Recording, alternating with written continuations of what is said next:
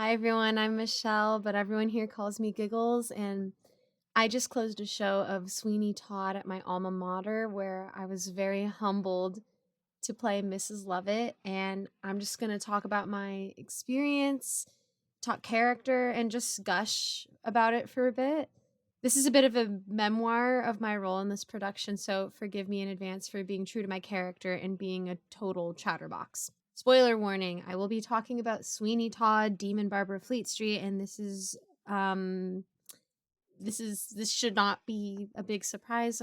There's a huge twist, so if you haven't seen the show, you should do that instead of watching my silly sappy video. It's also a very dark show, so just about every bad thing that could happen happens in this show, but it's a beautiful tale and I think it's very much needed in our world, and it's one of my favorite stories of all time. So, without further ado, here we go. I have wanted to do this show for 10 years. I loved the movie before I became an actress, but someone told me of this song that was not in the movie. And once I heard the song, I immediately rejected the film and swore to the stage musical. The song was Kiss Me, and because of that, Joanna became my first ever dream role. And it was very special because it was when I first started acting.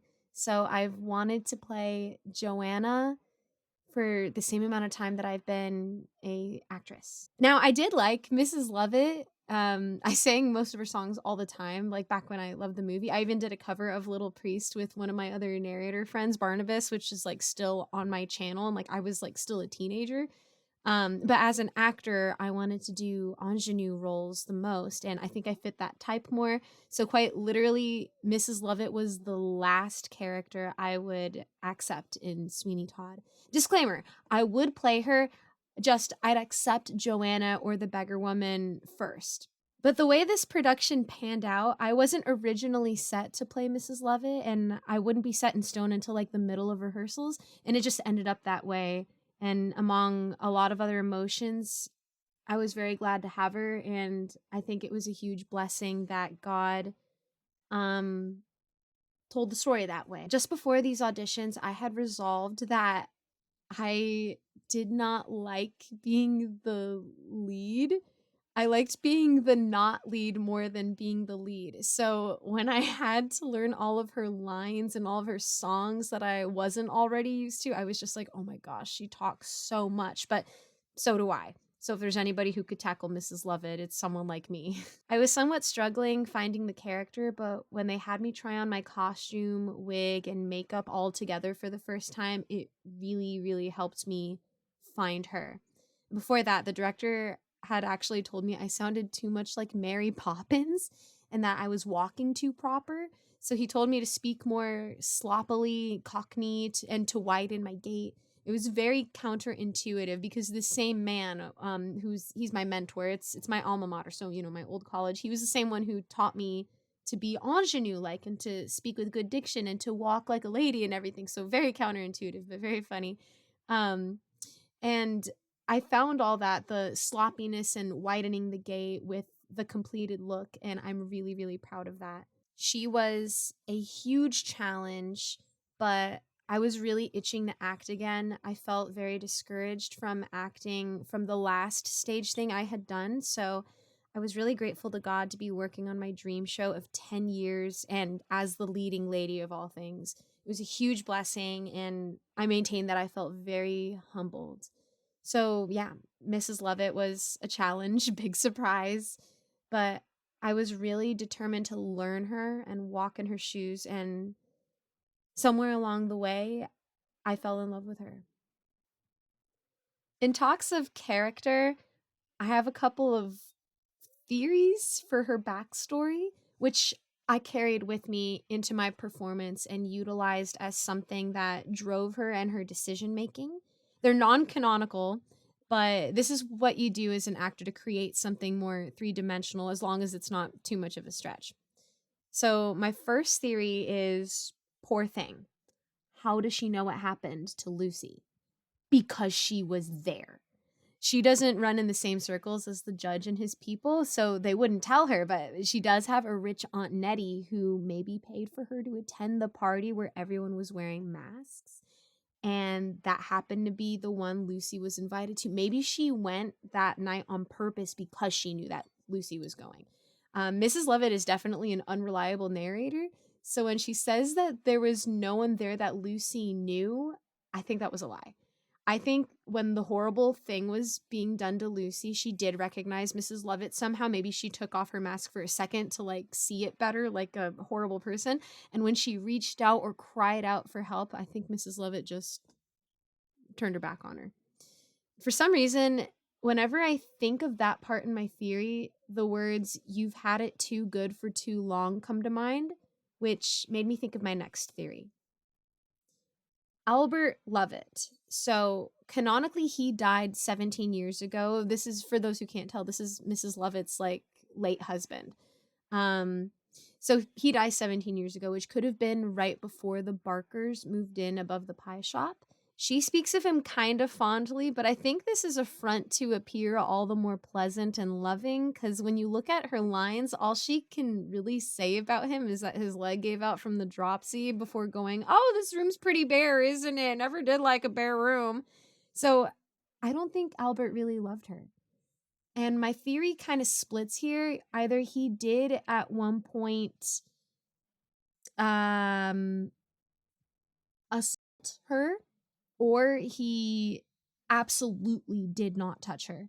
And I think I like the theory more that he never touched her, just being thoroughly uninterested a little bit more, because she's been enamored with Benjamin Barker, who at the time had a perfect marriage and family going on, well, at least in her eyes. So she's like, "Man, wish I could have had something like that." It definitely makes sense why she's so touchy-feely and always trying to get Sweeney's attention. And the choreographer and I were talking about this a little bit. So Mrs. Lovett is not the type of woman that Sweeney and the judge are singing about in Pretty Women. And I think she's known this about herself for a very long time. And that's part of why she's so out there and so bold and so manipulative, because she knows nothing is ever going to pursue her. So she's like, well, then I'm going to pursue it and seize my moment and make it happen. And this is fabulous because she's not a great person, but ooh, is she relatable. It's sad because she mentions being a little girl and being spoiled by a rich Aunt Nettie and having this dream of how her life would be, and she kind of ends up in the exact opposite way, if you know what I'm saying. It's also sad that she remembers Sweeney, but he doesn't remember her, and no one else really notices her either. No one, like, greets her really in the whole show. It's like, I think she's a really bitter person, and I think she hates other women. She's jealous. I think when Lucy was having a rough day, she'd maybe ask Nellie Lovett, "Could you watch Joanna? I'm really going through it today." And she'd probably just be like, "No, I don't want to watch your kid. Like." So all this information I would carry with me in my performance, and I utilized it in scenes with Sweeney and the beggar woman and stuff. Okay, I loved any moments where I had to acknowledge the beggar woman in any way, even when she decides in the very beginning to lie to Sweeney. At that part, I'm thinking, well, I mean, he wouldn't want to know the truth. I'm giving him the lesser evil. I also gotta say that de-rolling was super necessary. At some point, I was in a funk and I didn't know it until our choreographer said, "Guys, this is a dark show. Let's leave it all on the stage. Let's do some affirmations and shake it off." And I didn't realize I was in a funk until after de-rolling. And I felt great. So that's really scary to think of what not de-rolling could do. I kind of failed here and there with that because I didn't keep on top of that a few times and started to think that I am an undesirable woman. I'm not the kind of girl they sing about in those songs. I'm a lot and no one's going to chase me, so I have to do the chasing. I'm really glad, though, I could understand my character in this way, but it was a really great lesson to remember to come back into myself and remember that I love myself and remember that God loves me. So definitely a good lesson learned. That said, it was crazy how much I could put myself in her shoes. I'm an MBTI nerd, and my double cast was super incredible. We're the same type. We're both ENFJ. I had looked up the MBTIs for Sweeney before, And I've seen that Mrs. Lovett was typed as ESFP or even ENTJ, but when I Googled it again during the rehearsal process, it came up as ENFJ. So I was like, oh my gosh, like, yeah, she could totally be played as an ENFJ. I can really put myself in this person's shoes from this aspect. And it it taught me that if I'm not careful, I could really become like this person.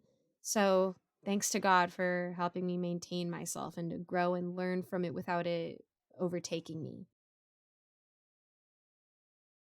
It was a blessing, understanding that she was just a lonely woman who felt unloved and was not afraid of seizing her moment to get what she had always wanted.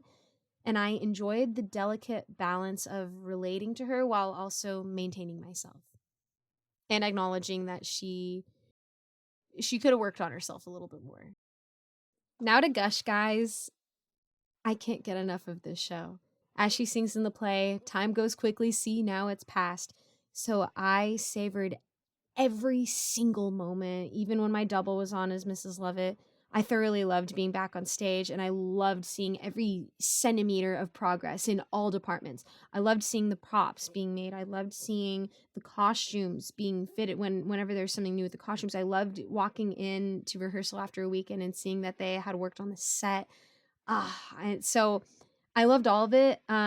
But of course, this is like a memoir of Mrs. Lovett. I'm going to talk about my favorite parts of my performances for a bit.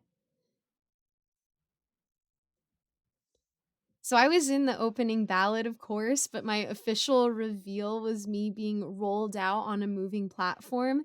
It rolls out like this, so it's really cool because it kind of starts with the back of the platform, which has a wall up, so you can't see me just yet. I'm facing this way, and the wall is behind me, and they roll me out this way so that the wall turns, and then you get to see Mrs. Lovett. So the second it turns around, the audience can see me working and kneading the dough. It didn't happen every show, but for some of them, the audience would clap as soon as I was revealed, and that was a great feeling. What they didn't know was that every show before and during my time kneading the dough, I'd be praying, asking God to empower me to remember all my lines and lyrics and everything. Opening night, I literally almost forgot my line or my lyric like 5 times, and God had my back, and I was like, "Oh, thank you, Jesus, for having my back in telling this dark, awesome story." I've never been rolled out for a reveal, so it was exhilarating to be introduced to the audience in such a way. And I saw my double cast do it, but I always wondered how it looked to the audience when I did it. I also really enjoyed getting to play with the space work. There's a bit I made during Worst Pies where I'm wiping the counter and then I spit on the mug and I'm serving this to Sweeney and then I wipe it with the same rag.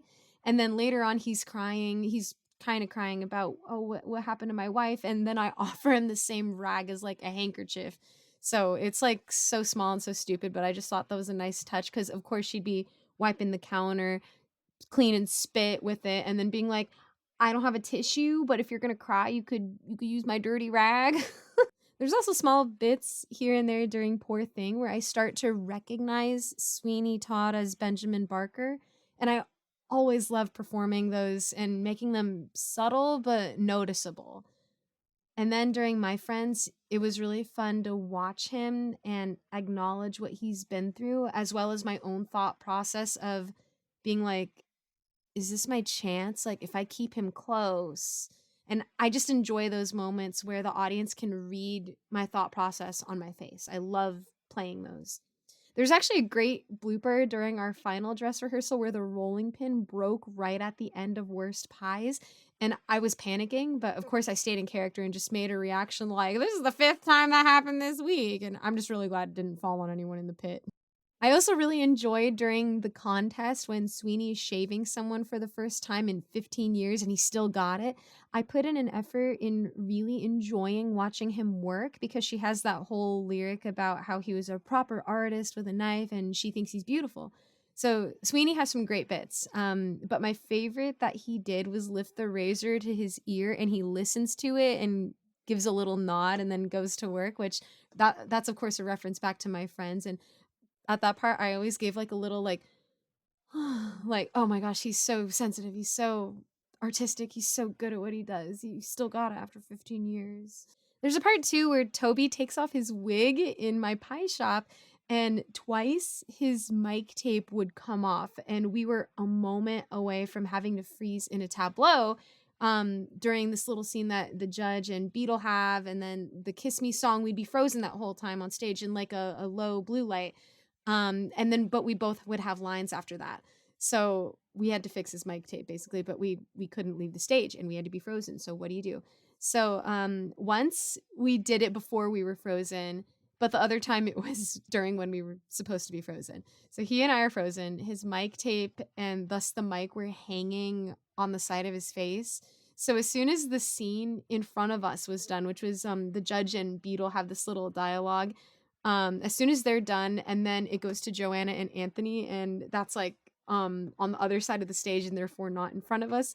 I was literally waiting for that, and the whole time I was like mouthing to Toby. I was like, I'll do it during Kiss Me, during, but he thought I was saying you do it, you do it, and I was saying no, I'll do it, I'll do it. But so as soon as they switched over to Anthony and Joanna, I was like, okay, yeah, I have to fix his mic. So I pulled him back into like a pantomime of sorts, of a silent dialogue, by pouring him more gin.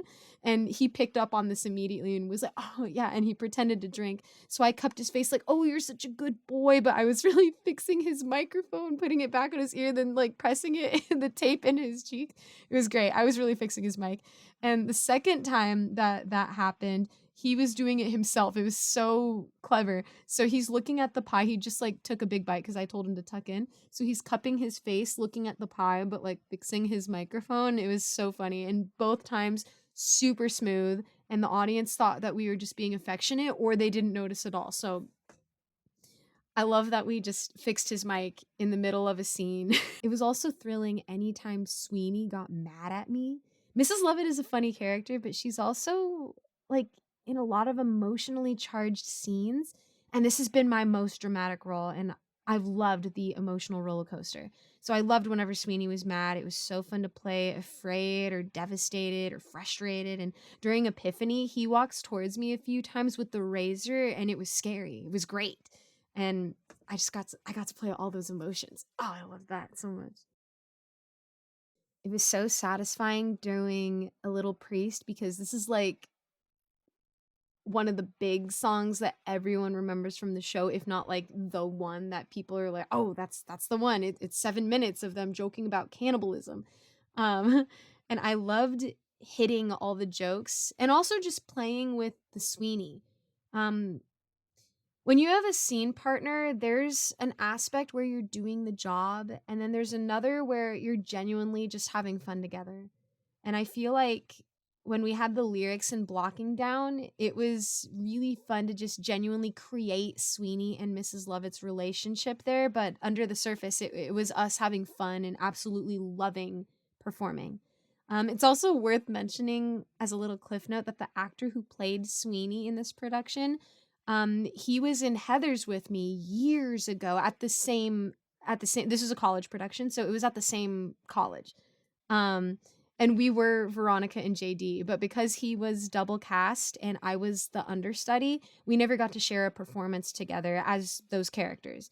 So when we got to perform Sweeney Todd and Mrs. Lovett together, it was all the more amazing, especially because we both loved this show. Okay, so going into the show, the song God That's Good was one of the ones I was the most unfamiliar with.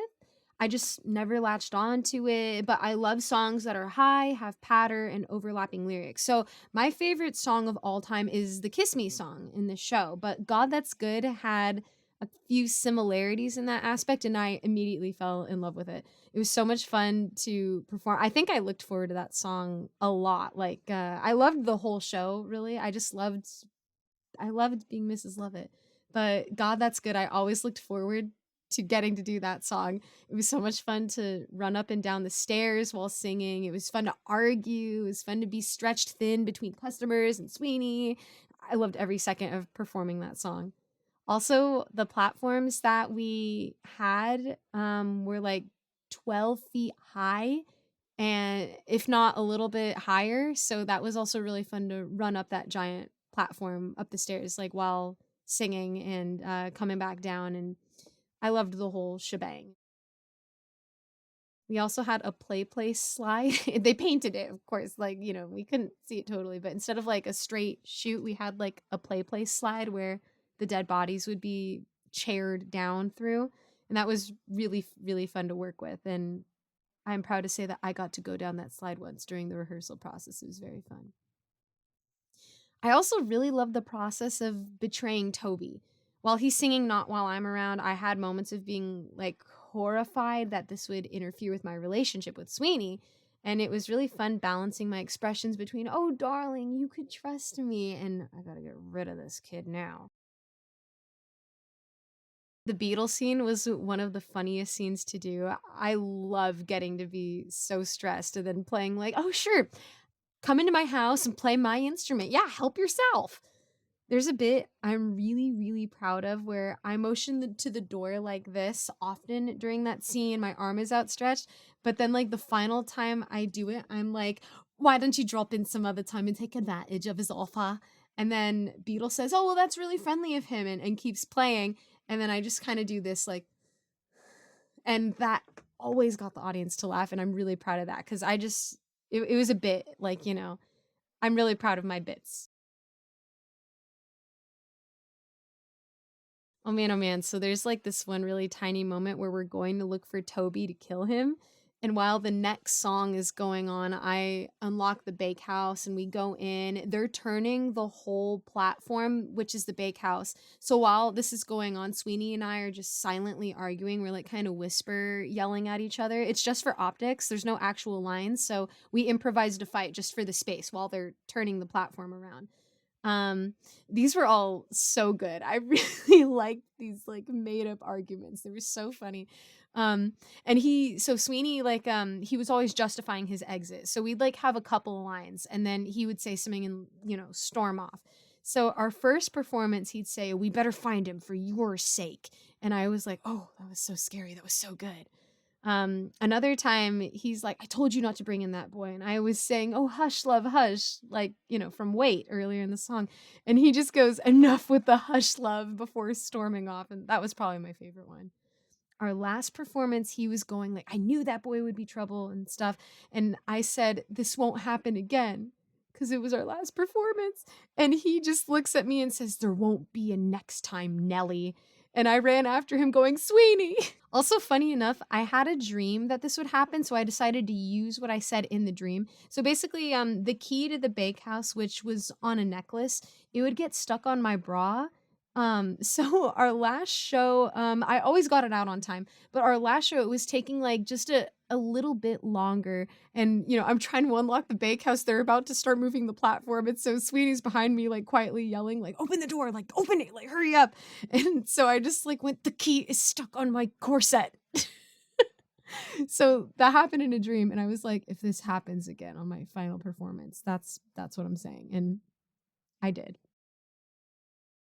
Sweeney would also rattle his razor whenever he got antsy, which I thought was like such a nice touch. He would like do it like during God That's Good when he's like about to go psst, psst at Mrs. Lovett. So I loved that. I thought that was such a great moment and it gave me a lot to play off of. So in the song Searching, where we're both looking for Toby because we're trying to get rid of him, it was so cool, like, because he'd be like rattling it like constantly, just ready, just nervous, just like, I don't have time for this.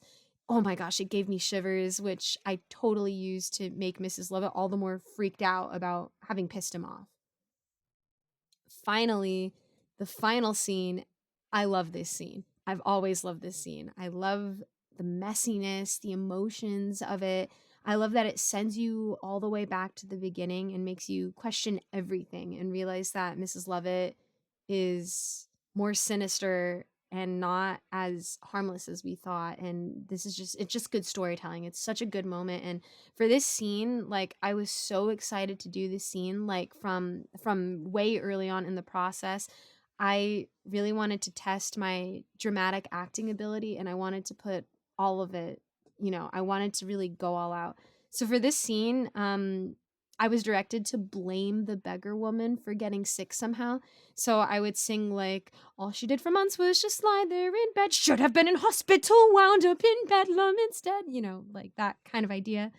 Um, I really liked going back to feeling devastated that I might have lost Sweeney while like kind of masking it as like, oh poor thing, like, oh, I'm so sorry you're going through this, but like I'm really scared that I'm gonna lose you. Loved it. I really loved the emotional roller coaster.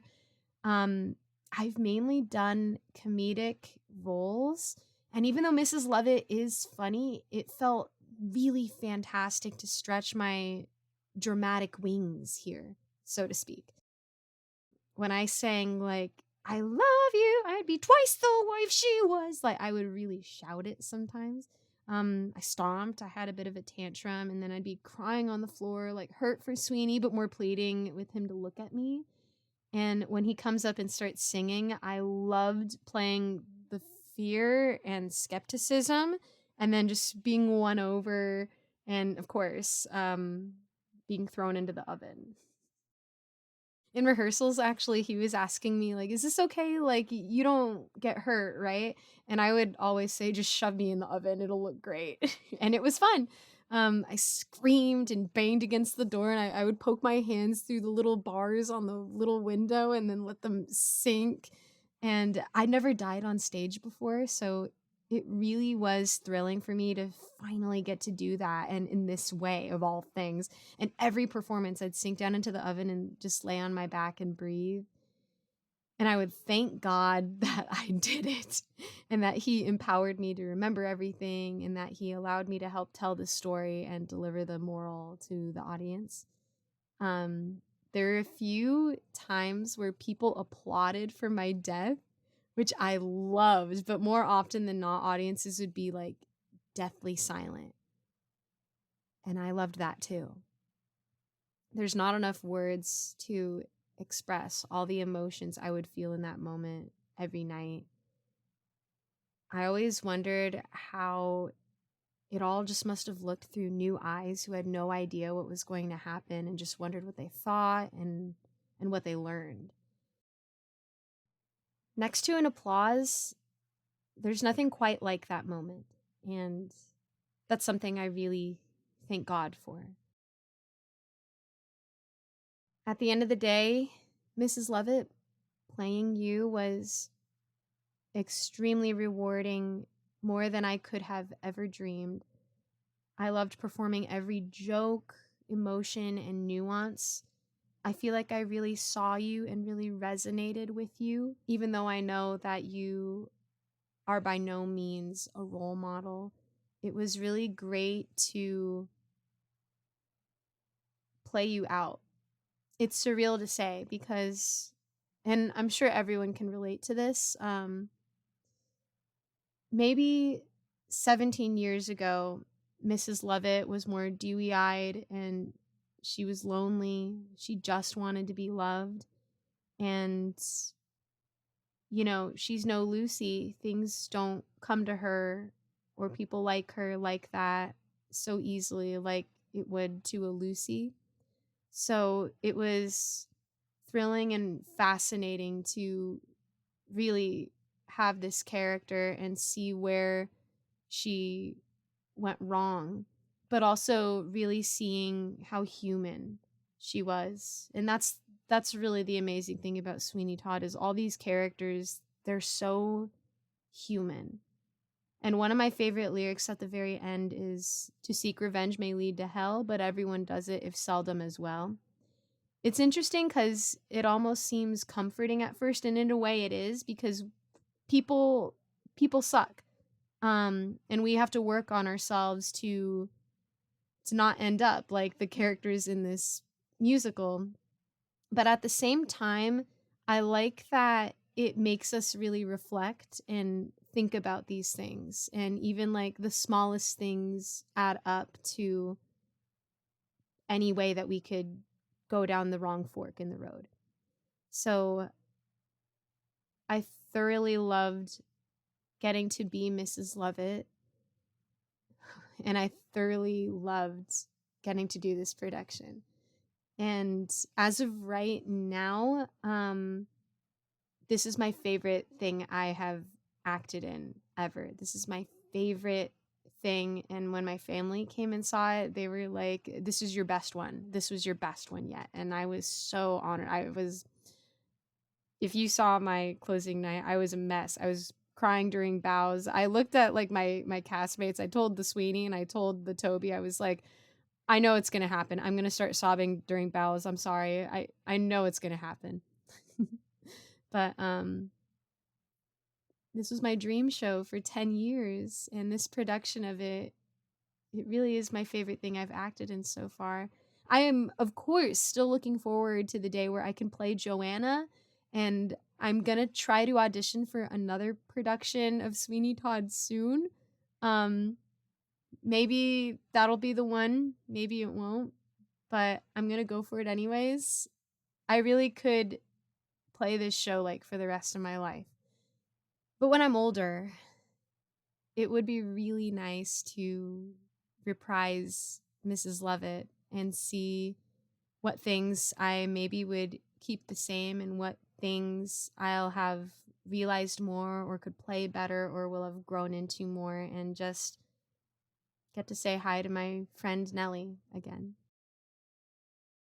Thank you guys so much again for listening to me ramble on, and I will be posting more videos soon. Thank you so much for also being patient with my little hiatus while I was doing Sweeney Todd.